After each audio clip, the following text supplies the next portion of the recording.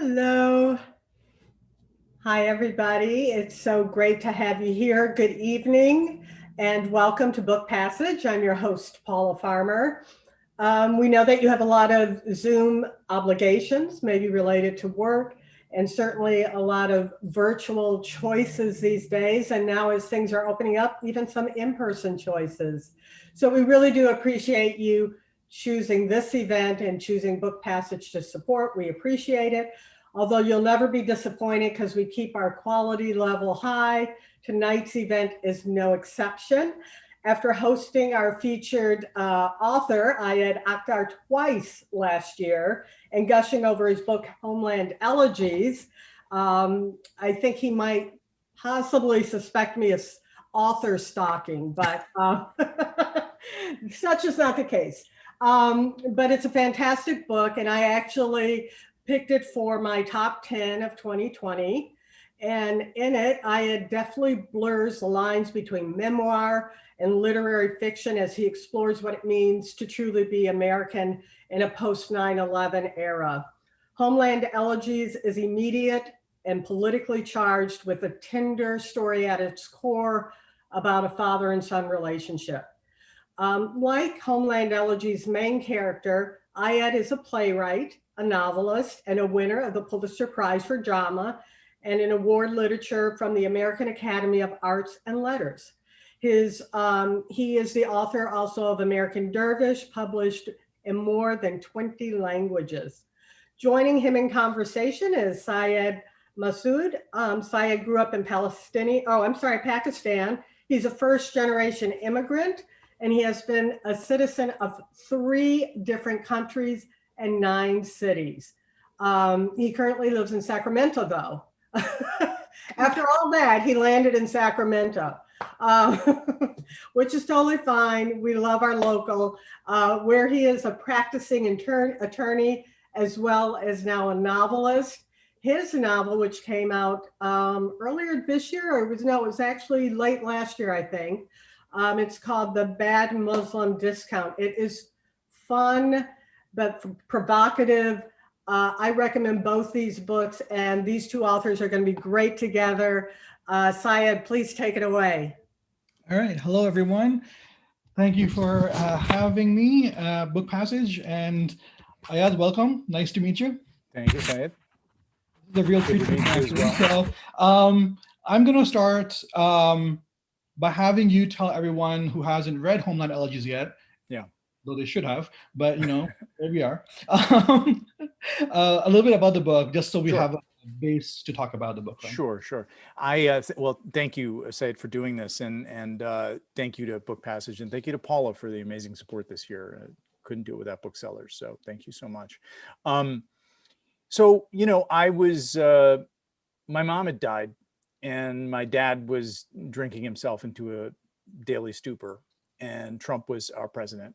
And the politics in this country had devolved, and the politics in my home state, Wisconsin, had devolved to a point that I didn't really recognize where I grew up. And I don't know exactly what accounts for this emotion that sort of exploded.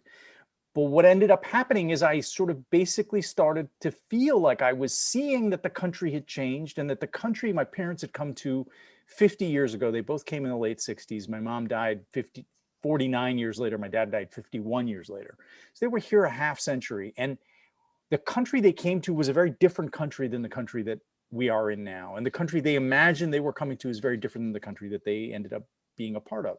And so telling their story and telling the story of their cohorts who came over at that time, and the kids that they had, like me, and what happened to us in this half century, felt like it told actually a really good story about America, not just about us, not just about Muslims in America, but about the American dream and about what America has come to represent and so basically there's a narrator who has my name, many of the facts of my life, though the book is a novel. It actually is a novel. When we did the legal review, the lawyer, it took 2 days to go through the entire book page by page because the legal department was very concerned And at the end of the legal review, she was so relieved. She said, I mean, almost none of this is true, so it's fine, except your father. Has he read it? And I said, well, my dad passed away. And she said, oh, thank God. No, I'm sorry. I don't mean it like that. I just, as a lawyer, I'm very happy that. So, the narrator has my name, many of the facts of my life, but it is a novel, and I basically tell the story of my parents' generation and my generation, but interwoven in this Trump era, a narrative about the shifting politics in this country. Yeah, so a couple of things from that. So my father was very different from the fictional father in the book, but he was also very much in love with America. And by the time he passed away, he had sort of seen the America of his ideals not live up to the reality of the America that he came to eventually.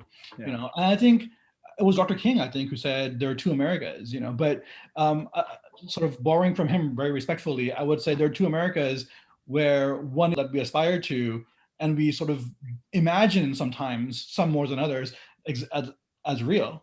And then there's the America that we experience. Yeah. Well, there's the America of rhetoric, and there's the America of it's a sales job, and it's a good one, and there's some truth to the sales job.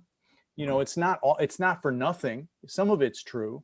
And then there's the reality of the underclass, whether you define that as whether it has to race or whether it has to do with money. I tend to think it has more to do with money, but I do think race is an important part of it. But yeah, and the reality of that country is very, very different. Yeah, I think I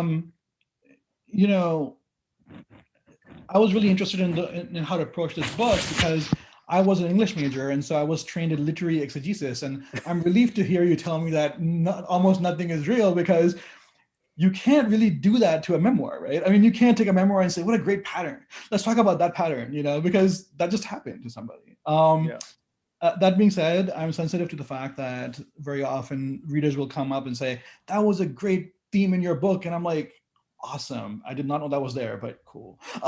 So if I ask you a question and you're just like, that doesn't make any sense to me at all, Oh no, yeah. I don't worry. I won't hesitate, but I suspect your questions will make sense to me. Okay.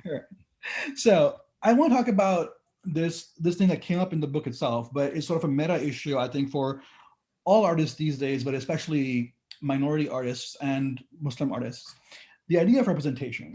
Mm-hmm.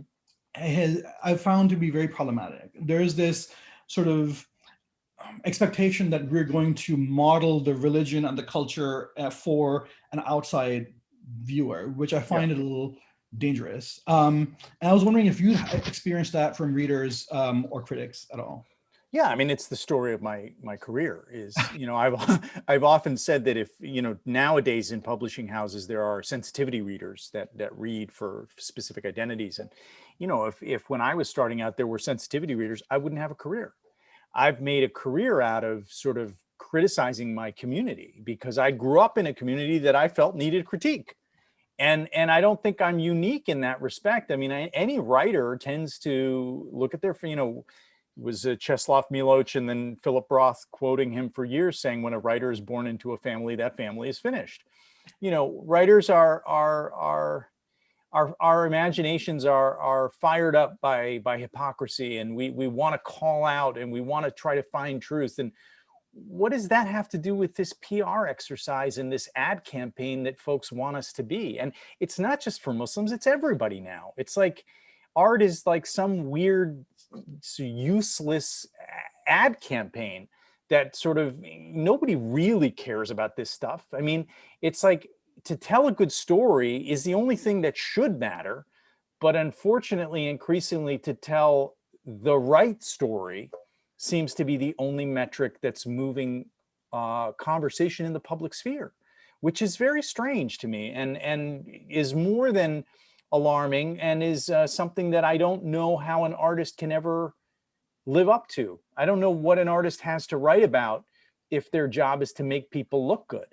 I don't really understand what the point of that is. So I've been dealing with it my whole career. Obviously the narrator in this book deals with it quite a bit. He's constantly getting it from every side, a lot of times from his own people. And I suspect I'll continue to deal with it. But I think that the atmosphere, the discursive atmosphere, is getting bad, and the sort of the notion that you can't write about anything you haven't experienced, and that if you cannot validate the fiction in some way, it's odd. People are responding to fiction as if it were nonfiction, which is part of the reason that I wrote the book the way that I did, where I said, it's a novel, but I'm not going to pretend that it's not sourced in my life, because you're all going to ask that question anyway. So. Yeah, I mean, I will admit I went to the dark place that no author should go, which is Goodreads. And I went there not for my books, but for yours, because I was really interested to see what the reader experience was, or the reader feedback was for American Dervish versus this one. Yeah. And you got a lot less pushback about the religion and the representation in this one, because no one can come and say, oh, well, this isn't real. Well, it's based on part memoir, so tough, deal with it, Yeah. Well, what's funny to me, because there's such an extraordinarily beautiful dimension of Islam and American Dervish that I never understood this kind of weird knee-jerk reaction where, folks who seemed to respond to the book most deeply were folks who came from religious communities that were not Muslim. Sort of evangelical folks who had been in evangelical families, and who sort of saw from the inside what it was like to exist in this universe where everybody is very dogmatic in their faith. And there's something so beautiful about the mystical dimension of Islam as espoused by Mina in American Dervish. And I've never understood why people don't recognize that is Islam as well. Yeah, there's I've gotten that too from different faiths. I've also gotten a book club, which is very sweet of them to reach out to me and say, we are a book club of bad Muslims and we would like you to come and speak to us. I thought that was great, but it goes to the question of representation, right? Who are you representing at any given time? Yeah. Those people also deserve representation if that's the metric by which we're going to judge art. It can't be the metric. And just because the pressure is out there for it to be the metric, it doesn't mean anything at the end of the day.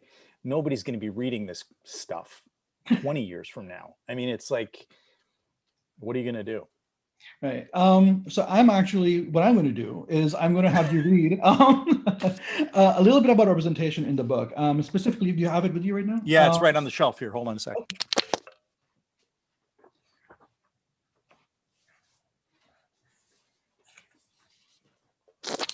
Yeah, great. Oh, I should have warned you I was going to do that. I forgot to do that. It's all good. That's on me, people. All right. So I'll let you set it up instead of having me set it up. But it's on page 264. Mm-hmm. It's right when the play that he's written comes out and his father's case is going on. And if you could read from where it says compelling, the reviews, the next day is where he starts talking about the reviews. If you could just read until, let's say, the politics of representation, that sentence, if you could end that. Sure. Where is the which edition are you reading from? I have the hardcover. You have the hardcover, and what page have you got there? 264. Oh my God, really? I was just on 264.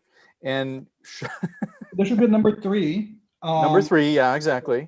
So if you go down, it says the reviews. Yeah. Okay, gotcha. The reviews the next day. So basically, this is late in the book, and the narrator has been embroiled in all these sort of like situations with his father, who's increasingly erratic and dysfunctional, and the father is now in the middle of a court case. He's being tried for malpractice in a rural courthouse in western Wisconsin, and so the narrator has been in Chicago rehearsing a play. But the play opens, and as the play opens, the narrator goes to Wisconsin to be with his father during this trial. So this is what so Langford versus Reliant, which is the name of the court case, went to trial the following Monday at the La Crosse County Courthouse. And then on my way there, I say this about the play that came out. The reviews the next day, and incidentally, one last thing, that the play is based on a chapter in the book that came a little bit earlier, which is called The Merchant of Debt. And that chapter is the name of the play that's opened in Chicago, which is about a hedge fund manager of Muslim background. The reviews the next day indicated ambivalence. Compelling, but marred by reliance on stereotype is how I would characterize the general critical sentiment. Exactly what the stereotype was in this case, no one made very clear. To a critic, they yearned for a Muslim character driven to valiant ends by unimpeachable motives, not the tortured, vindictive anti-hero on display center stage for so much of the evening. In our era, one increasingly without political nuance, Muslims were just the minor premise of the social syllogism that formed our American nation's outraged theory of the downtrodden. You were either for the victim or against her. Muslims were victims, therefore you could only be for a Muslim or against her. It didn't matter if you were one already. Art, like everything else, was drowning in the tidal wash of ubiquitous and ascendant anger. Authenticity was measured now in decibels. Every utterance, every expressive gesture was read as a pledge of allegiance to some discernible creed. The politics of representation were in ascendance, increasingly mistaken for the poetics of narrative craft. Well, is that it? That was amazing. Yes, that was fantastic. I mean, when I read that, I was like, yes, that's what it means. That's what it feels like to be a writer now, you know?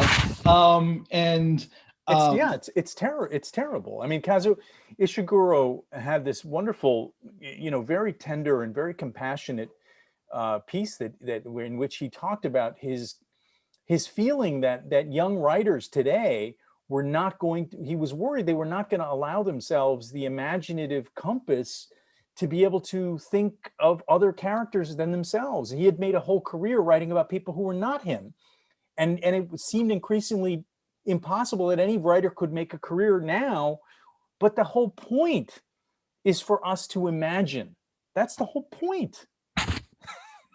Yeah, no, I completely agree with you. And when I read that paragraph really resonated with me. I was actually listening to it on audiobook, which, by the way, kudos on a wonderful narration job, which I could never do. I'm just not Thank you, Syed, for that, but you did great on that. And I just stopped it and I rewound it and I listened to it again because I'm like, that paragraph really spoke to me. But something you just said gave me hope. You said no one's going to be reading this stuff 20 years from now. They're talking about the politically correct stuff. What gives you hope that that's going to change in the arts?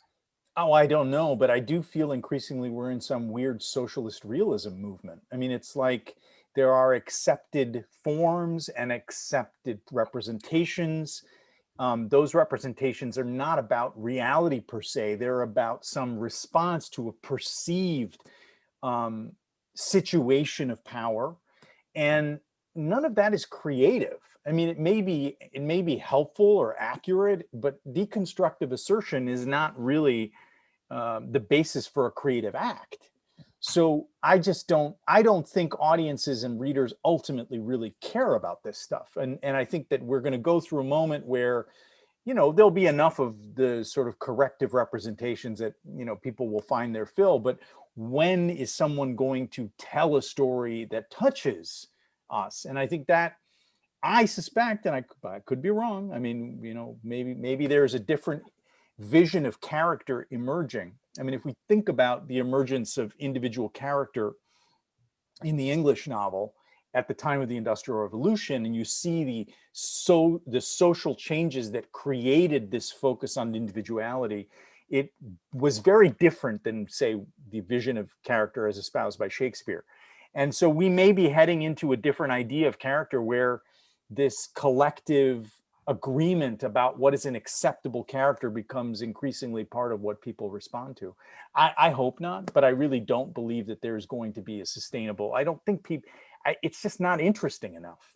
Well, I'll probably get in trouble for saying this. I haven't before, but that's because I'm not sure who I said it to. Maybe it was a kinder audience, or a kind audience. Sorry, I'm sure you guys are great too. But whenever someone comes to me and says, why aren't you representing Islam? I'm like, there's already a book for that. If you're Muslim, you believe there's a book for that and God wrote it. So what more do you want? It's duplicative for us to. If I told you how many times I've gotten emails or letters from people saying, you're so talented, why don't you use your talents to make people want to become Muslims? Like, since when was that the idea behind writing a novel? The woman said, I am a fiction writer, not a preacher, or something to that effect, which I think is exactly what we are. I mean, preaching is not interesting or entertaining, right? And our first job is not our job. Yeah. That's right. Yeah. Now, in terms of representation, though, I want to come back to something in the book. There's a moment, and you don't have to read this, but it's around page 78 for anyone who's wondering, when the character goes back to Rawalpindi, and he's talking to a former or current army officer, who is his aunt's husband. Yeah. And that person is criticizing US foreign policy. And the father of Ayad, the protagonist, is upset because he doesn't feel that Ayad represents America in that moment. Yeah. And so I thought that was an interesting moment in the book, because you're getting hit on one hand for not representing Muslims, and here you are getting hit from your own father for not representing America. Yeah. Yeah. Well, I mean, the father in the book loves America, and he can't get enough of it. He has to go into debt to get even more of it than he could possibly deal with. And so, when there's criticism, and there's anti-American sort of sentiment across the planet, it's not just Muslim, it's it's American foreign policy, for better and worse, and there are better reasons and worse reasons, and American empire hasn't really been all that different ultimately than empires in general. And for anyone to think that we're not going to have some form of empire is probably not realistic. So these are the issues around power. And so anyway, there's some criticism in the book, and the father is really upset that the son, who is American and grew up here and had all the advantages, doesn't stick up for America in that moment. What's wrong with him? I mean, I think it's just interesting because at no point are we allowed to just be ourselves, right? We're always a facet of one identity or another, and depending on the audience, that's supposed to change somehow. Yeah. And I'll tell you, Syed, it irritated me quite a bit for a good part of my life, but maybe writing this book, maybe that it changed that. I feel like, okay, that's fine. That's fine. I mean, I can write about it, and it can be interesting in writing about it, and it's kind of fun, and people seem to like it. So, this is what I do. If not being clear about who I am and being relaxed about that, and not belonging anywhere and being an outsider, but that being okay because I'm a writer and I got to be an observer anyway. That's one of the nice things about being a writer, is that you can sort of work some of this stuff out on the page. Well, to speak to that, you said as a writer, you're an outsider. What's interesting about the narrator is he's an outsider to both his identities, right? Well, people have more than two identities, but to the two major identities covered in the book is the American identity and the Muslim identity. And he's actually very American, but to outsiders, he's quasi-American, to the American audience he's speaking to, and to Muslims, he's quasi-Muslim. So he's outside both. And don't you think that gives him an interesting way to look at both societies? Absolutely. I mean, I've always felt that and look at the history of modernity. I mean, in Europe, the European Jewry was so excluded. But so many of the momentous decisions and momentous sort of discoveries of the 20th century came from the European Jewry, whether it was Marx or whether it was Freud, or, sometimes being on the outside means that you have a different perspective and you can see things a little bit more clearly because you're not caught up with the same stories that the collective is caught up in. And so there's something about being an outsider that I think if you can tolerate it, because it's not always easy, it's always nice to, be able to find some belonging, but it might be overrated at the end of the day. It's like they say in a small town, you get so sick and tired of everybody knowing your business, but then so you move to the big city and then you're sick and tired because you're so lonely. So it's like you pick your poison. Yeah, I'm gonna go back on something you said. You talked about the father, and it's actually interesting we're talking about the fathers just right after Father's Day. But you said something about how he had come to the States and he was very in love with America, right? Yeah. I think there's a way to read this novel as the father's journey. I think it's interesting in biblical studies, they say, in the Bible, eons pass in sentences, and it's kind of like that. And when you're writing immigrant experiences, I feel like, because, when you look at the timeline at the beginning of your book, it says 1964 to 1968, my parents meet in Lahore, marry, immigrate to the States. There's a novel right there. Yeah. It's just a note. But if you read this as the journey of the father and the consequences thereof, Yeah. right? Is really interesting because it's the flight to America, and then it becomes the flight from America at the very end, which I found fascinating. And what gave me pause was this sentence. So this is me, the English major, just sort of quizzing you. I told you at the outset it might be a cross-examination. So No, good.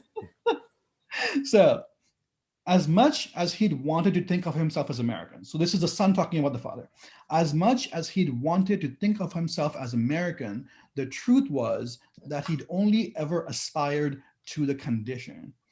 And what I thought made the sentence fabulous was the word condition, because the father's a doctor. And the son is paraphrasing what his father has told him. And I was wondering if you would talk about the word choice there and why you use the word condition for the American sort of dream. So, well, wow, thank you. That's a beautiful, beautiful flourish there and a lovely reading. I'm honored by it.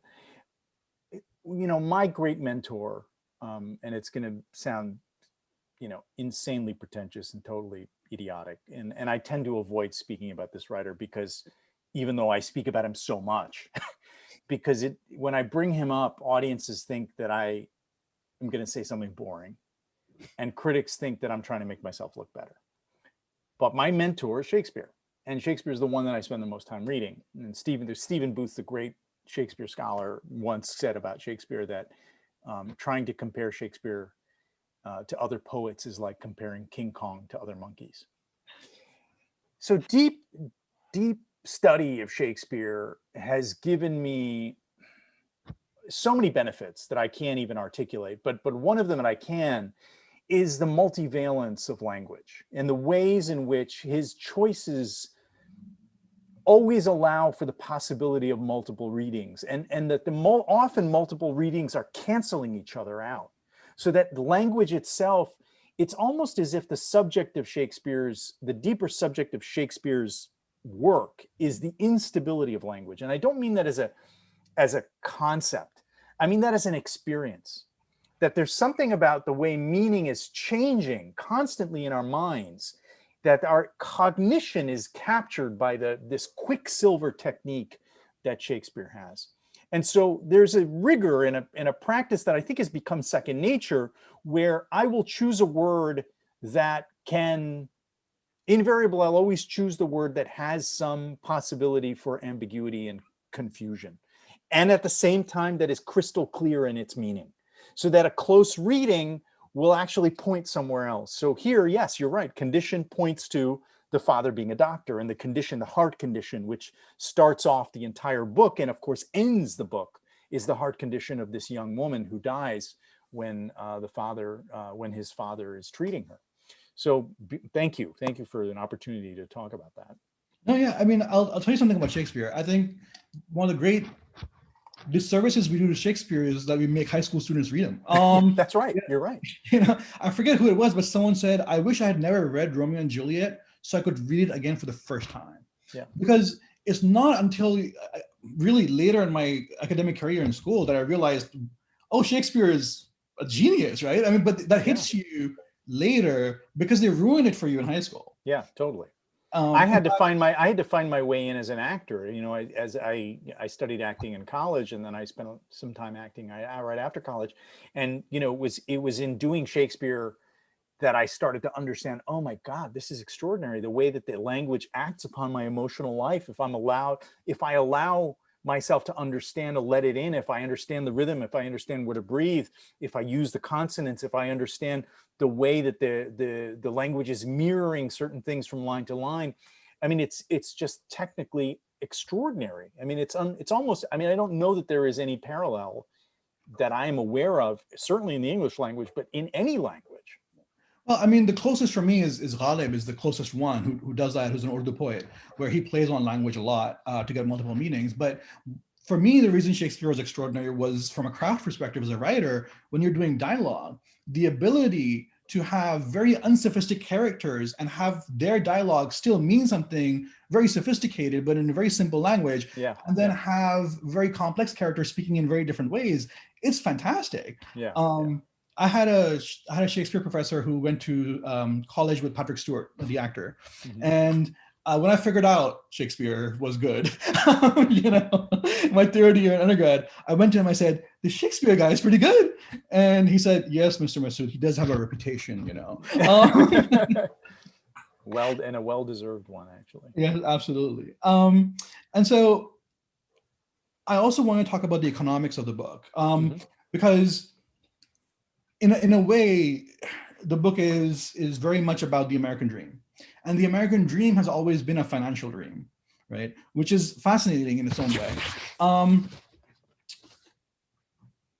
And at one point in the book, you say, we are customers first and foremost, not citizens, and to buy was our privileged act. And then you went on to talk about how money and economics has taken over the place of God in American society, right? I wanted to ask you if you thought there was a parallel, given, let's assume this premise is true, and I think it is, that there's this sort of elevation of money to a higher status than just fungible object. Do you think there's a parallel between Muslims and the Muslim world being led down by the Islamic version of manifest destiny and how Americans now feel betrayed by the economy and the current state of the world? It's an interesting idea. I need to think about that. That's a good one. I mean, I think just to sort of clarify for your viewers, within the sort of larger Muslim ummah, the sort of imaginal space of the Muslim ummah, the most larger Muslim worldwide community, people say, oh, you can't generalize. Well, of course, yes, you can in some ways, and in others you can't. And in the ways in which we can generalize is that there's a long textual tradition and a long sort of non-local tradition of what it is believed the history and the destiny of the Muslim people will be, and there is this idea of manifest destiny, that the world one day will be Muslim, that the rightful world someday will all become Muslim, and then that will lead to an era lead to the end of the world. It's an apocalyptic vision, very much like the evangelicals.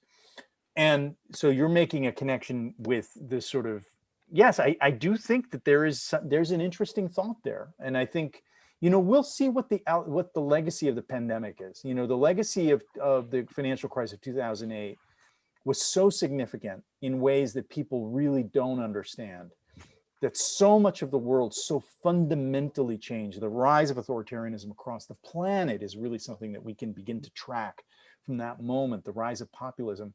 I worry that we're going to see a real coarsening and worsening of an already abysmal politics worldwide over the next 10 years. And it's going to be fueled, as we know the rise of Hitler was in Germany, by the kind of legacy of economic deprivation.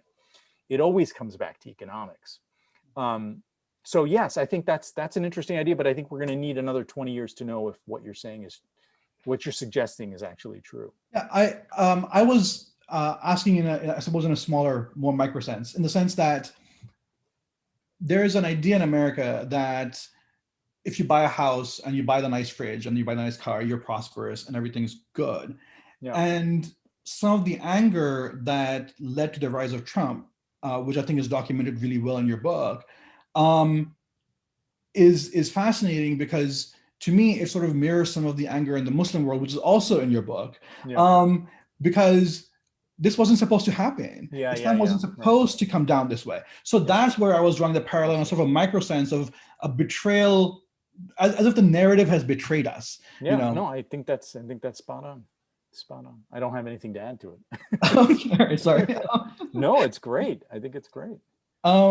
So one of the things that was interesting to me was you wrote this book about economics and sort of how economics is central to the American identity and also to the current problems we're having.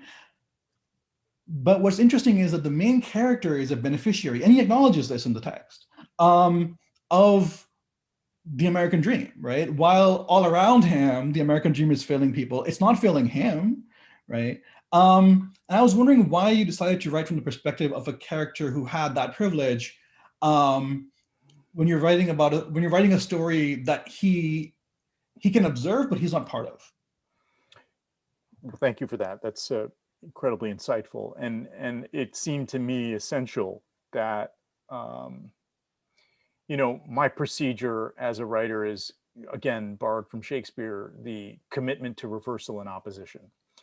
That is to say, characters have to go through full reversals, and we have to move from one opposite to the other. So, for example, the father loves America, and at the end of he leaves America, right? And the narrator has been ambivalent about America throughout but at the end he says, "I'm American." Yeah. So the book is constructed on this principle of opposition always. And it seemed essential to me that any critique could not be nested in somebody who did not have the experience he was critiquing. That there was no legitimacy to critiquing the point of view of property from outside. It's a useless critique in many ways. The critique that is helpful is to say, oh, I see. What happens when you have a lot of property is that you start to see the world through property's eyes. And when you have that perspective, critique has a different valency to it. It was also essential to me that the reader feel conflicted by the narrator's relationship to America. And that, again, the idea of capital, having some kind of capital, and by this I don't mean monetary, but to have reliability as a narrator, it was essential for this character to also fall a little bit in the reader's eyes as he ascends the echelons, the ladder of success, and is taken out of want. I've never talked about this, and I won't, again, but that what happened to him did not happen to me. Right. So it's not about that, but it is about recognizing the primacy of the dream, that we can criticize capitalism as much as we want, but we still enjoy its benefits even more than we loathe them. That as much as we have problems with class in this country, everybody knows that if you do not figure out a way to take care of yourself, you are up Schitt's Creek in this country. So those contradictions, they need to be nested in the book.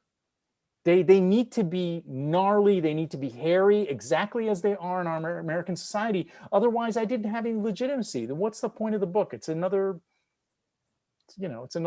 book.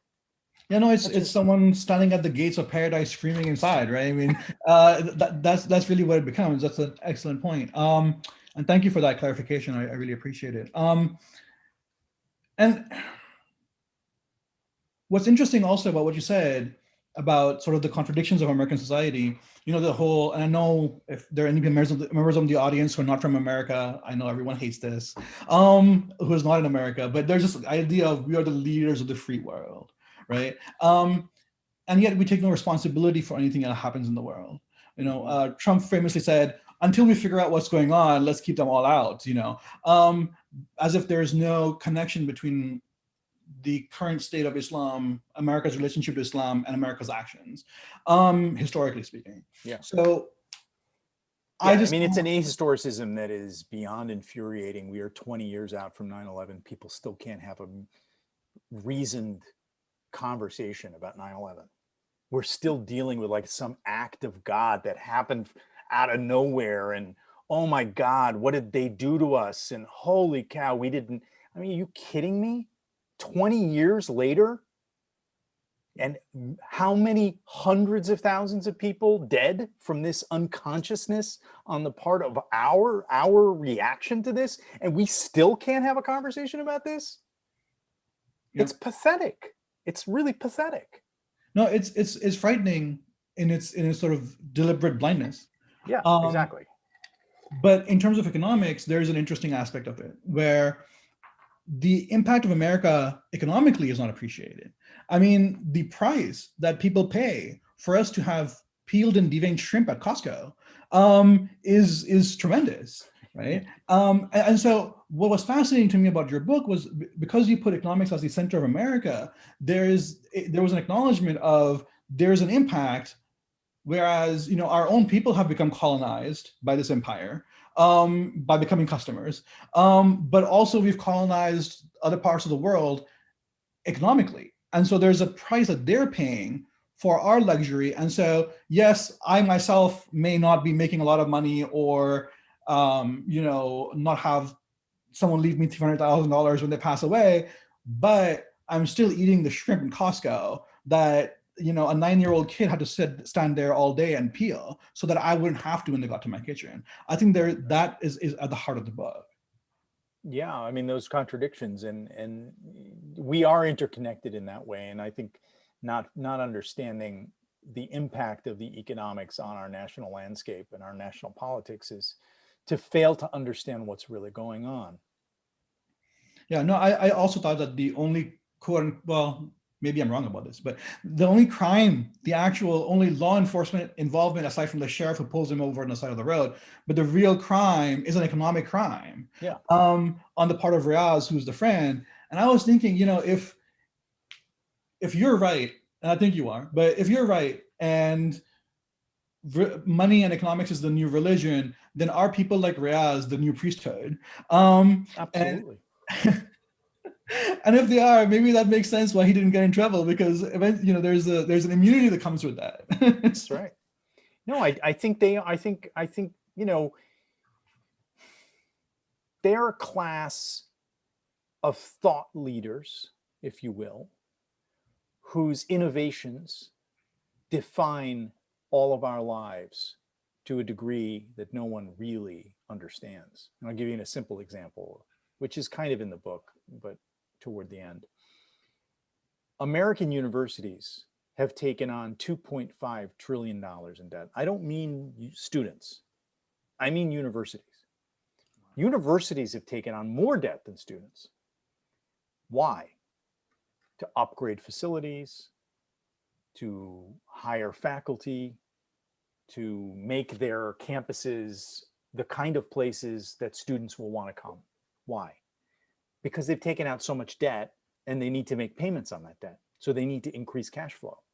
So they continue to take out debt to upgrade in order to have more cash flow from the students. What does this mean? This means that they've become dependent, universities have become dependent on the students to make sure that those payments are made. And in the process, the hierarchy within the classroom has become inverted, because the universities are dependent on students for cash flow, and therefore the students' needs and desires have to come before the necessities of pedagogy, because pedagogy inherently implies a differential of power and a differential of knowledge.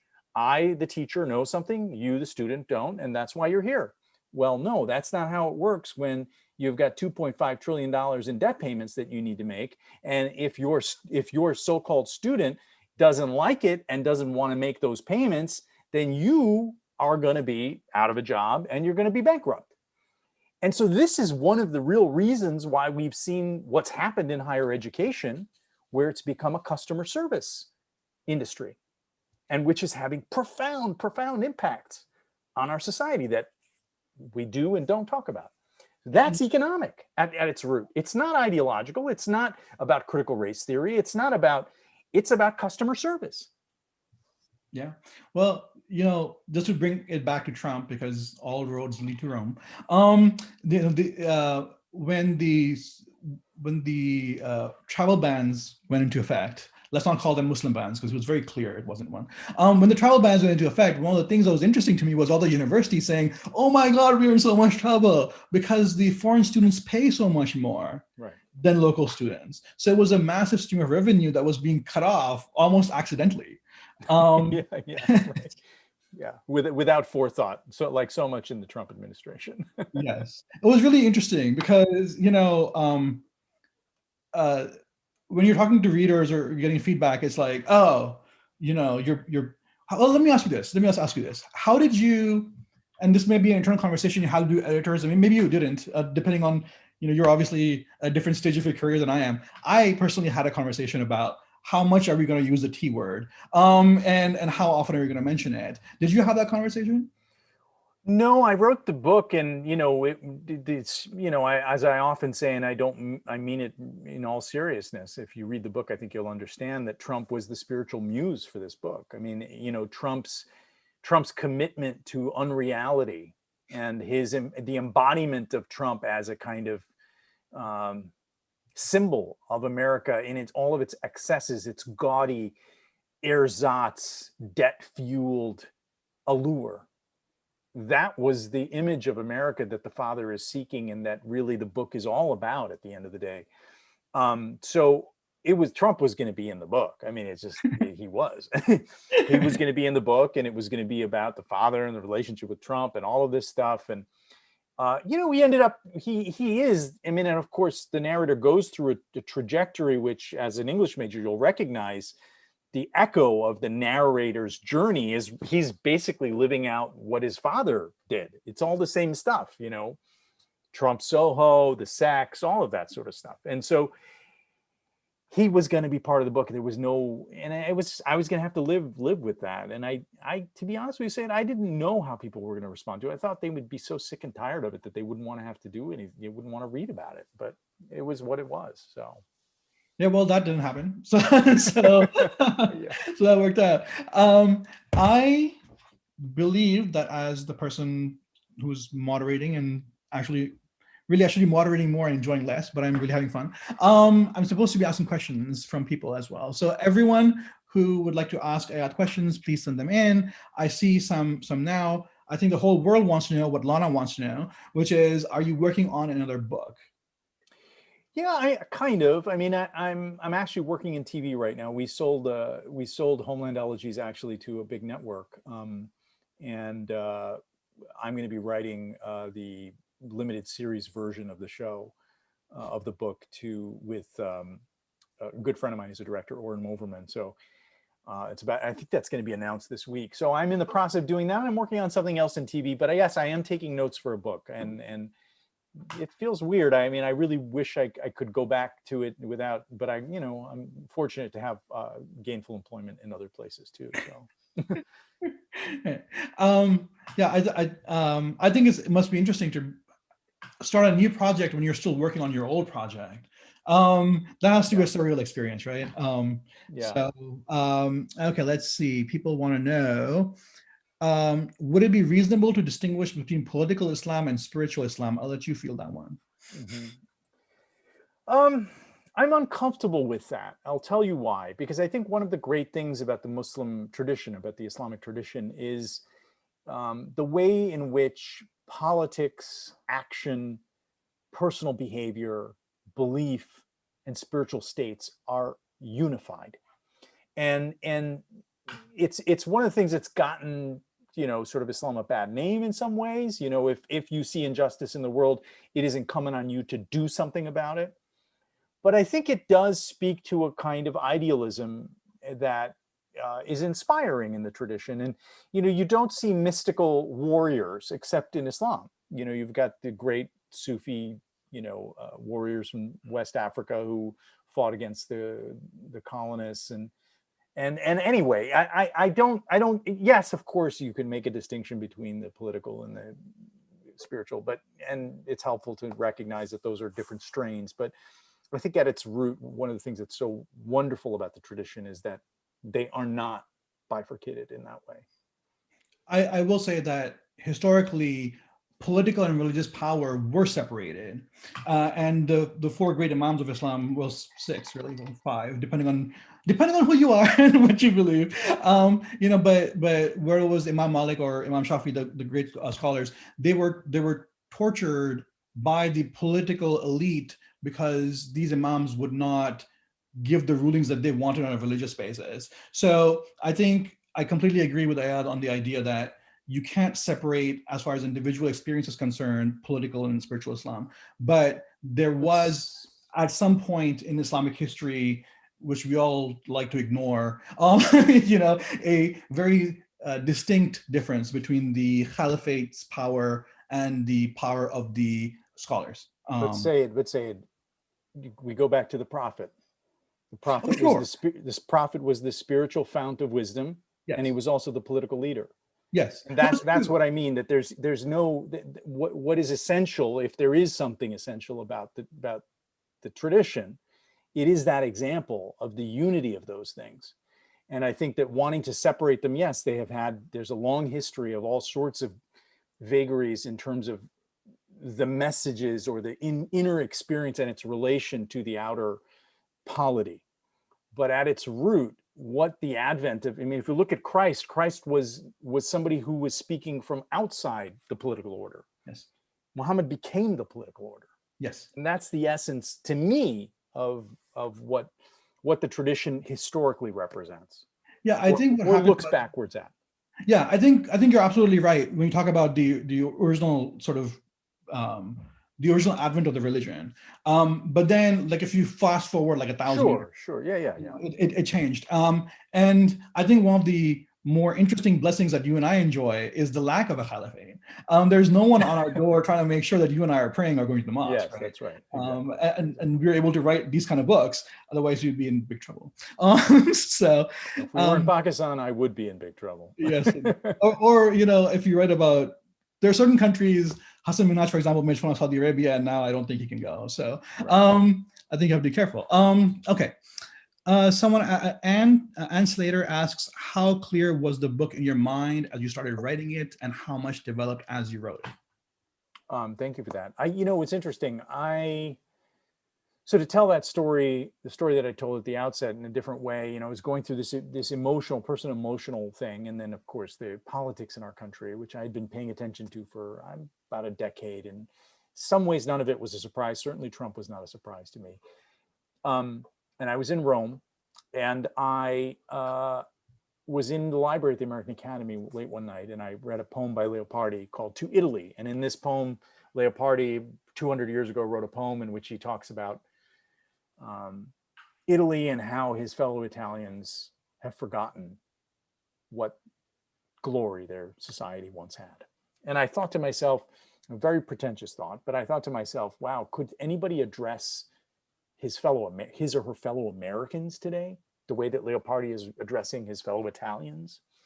And I went to bed that night, and I woke up the next morning, and already the first sentence of this book was starting to form itself. And so I started writing, and the first week a few pages, and the next week, and I knew that the voice was my voice, but I knew I was deforming things, and so I sort of started to let myself do it. And then I knew I was going to be writing about my father and Trump, and then I knew I would have to write about my mother, and then so it gradually kind of emerged.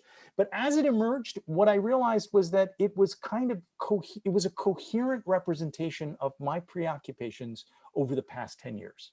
And I'd thought about all those stories so many times. And so I had kind of been working it all out for such a long time that I was thinking about it for years before I wrote it, without knowing that all these disparate pieces in my mind were actually a single work. So no and yes. And Leslie says, you're such an erudite writer. How do you see Trump now? Oh, that's a fascinating, this is going to be a fascinating journey.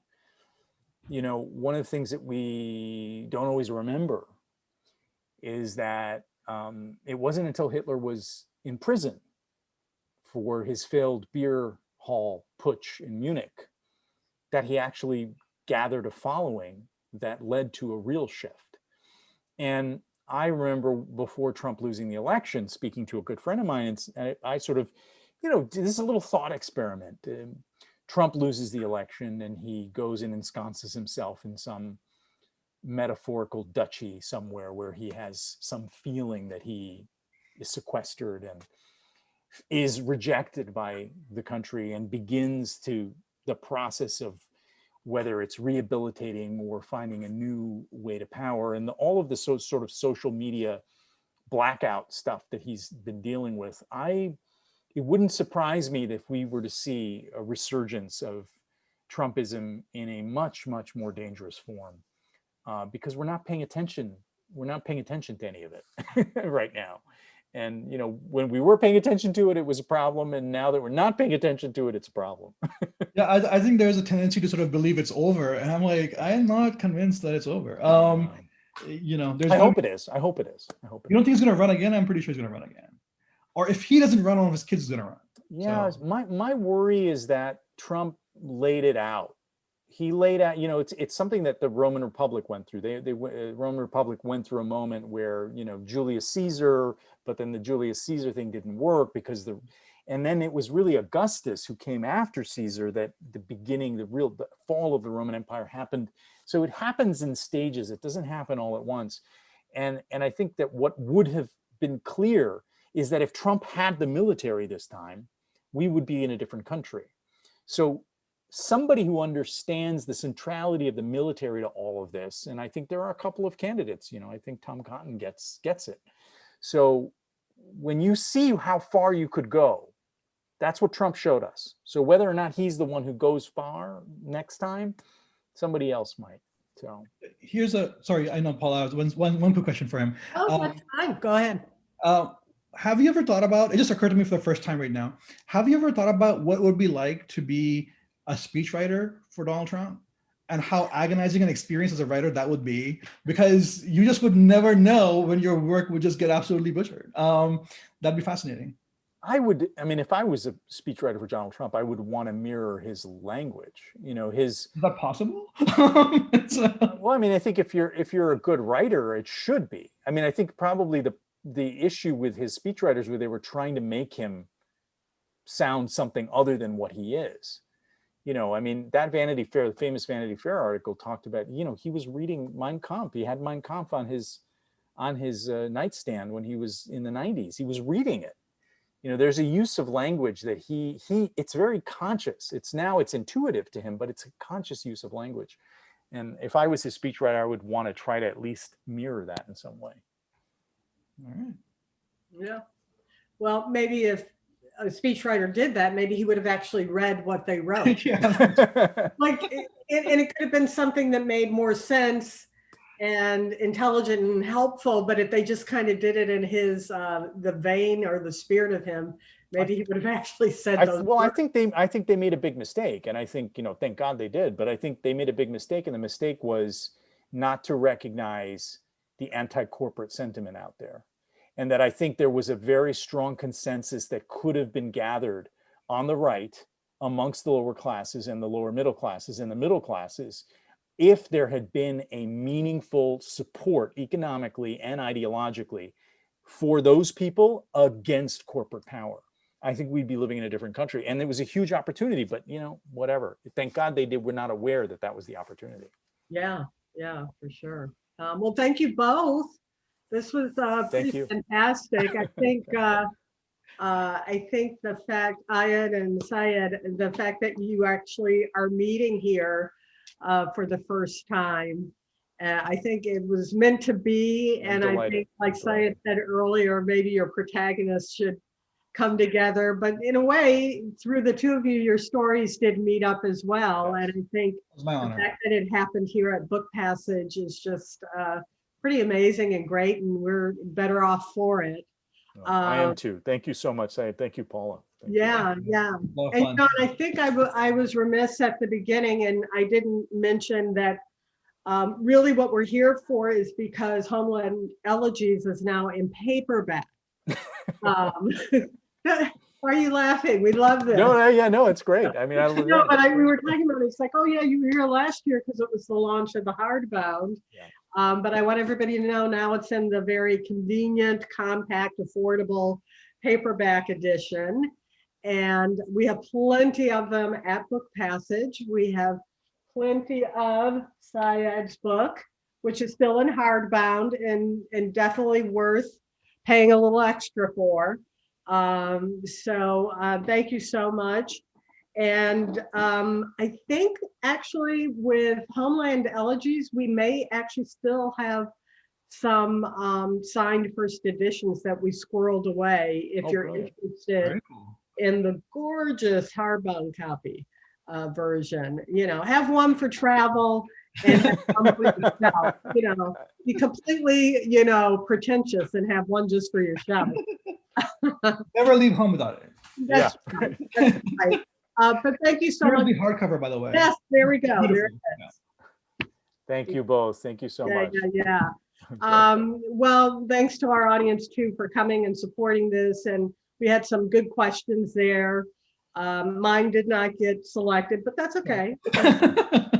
And please come again for some of our upcoming events. We have more coming up tomorrow and Wednesday, and the Pride Panel 2021, first ever.